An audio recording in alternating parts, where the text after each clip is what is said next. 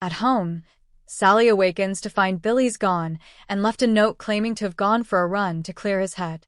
She texts him first and then Audra to see if she's up and feels like talking. On the Kane train, Phyllis and Kane return to find Nick there wanting to talk to her. She asks about his leg, but he starts ranting about what she's doing to his family. He warns they'll fight back and crush them before they even get started.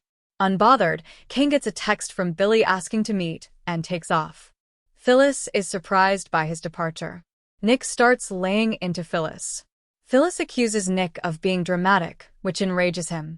Can't she get past her sick fantasy of teaching his dad a lesson? What about their daughter? Phyllis says Summer will be just fine. Nick rails, "You're not coming back from this." He threatens to tell Summer every detail of what she's done. Kane is going down hard, and so is she. Phyllis informs Nick they've already won.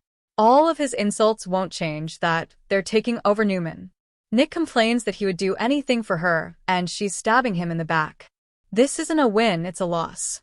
You're going to lose everything, starting with your family. Hitting back, Phyllis says she's been drowning this past year, and the help Nick offered was on his terms. He wants to control her. She needed someone who sees her potential. She tears up over everything Victor's done to her. After everything she's been through, especially this last year, she needs a win.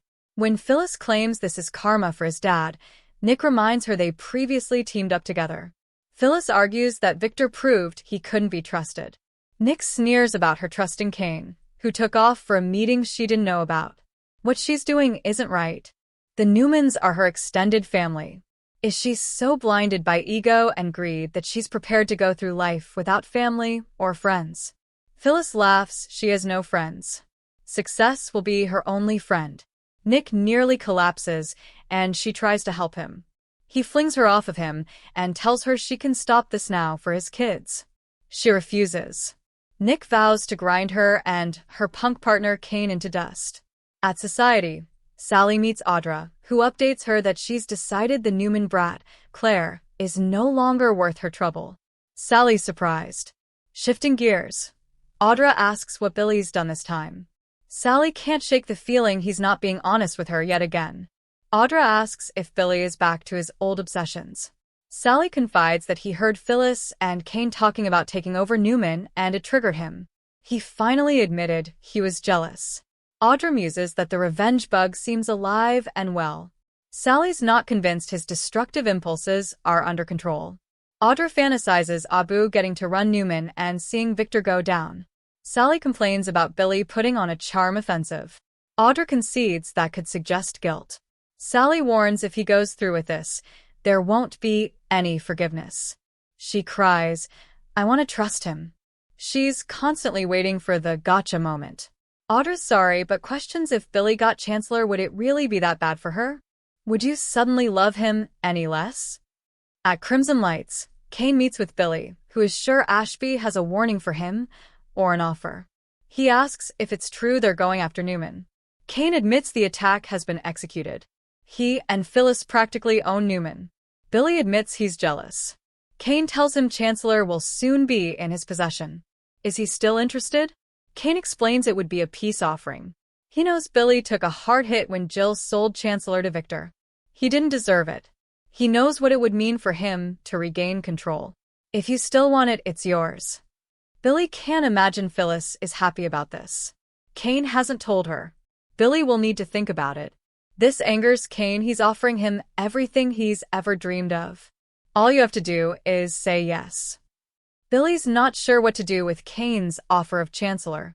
Kane says he's welcome to turn him down. He has a day or two to think about it. Billy asks if he'll go after it regardless. Kane will control all of it, including Newman Media. Billy notes it will also be under Phyllis's control. As they're shaking hands, Sally arrives. Billy joins her, and Sally muses that things looked cozy between him and Kane. She asks if the meeting was planned. Billy tells her Kane wanted to meet, noting she was sleeping when he left.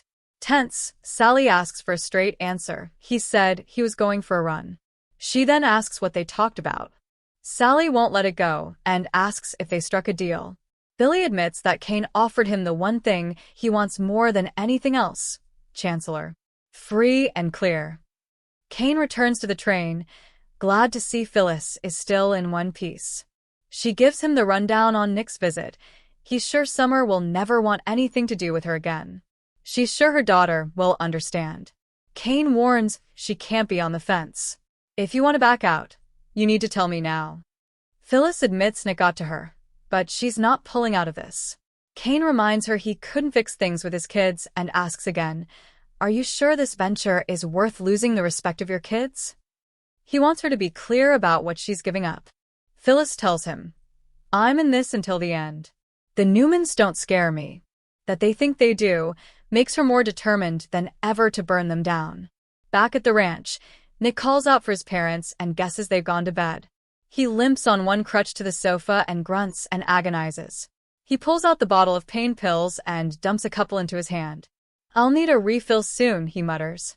Pulling out his phone, Nick calls Summer and tells her Noah is home, and it's time for her to come back as well. After crying out in pain, he assures her he's okay. He admits he's calling for a reason. There's something going on that he needs to tell her.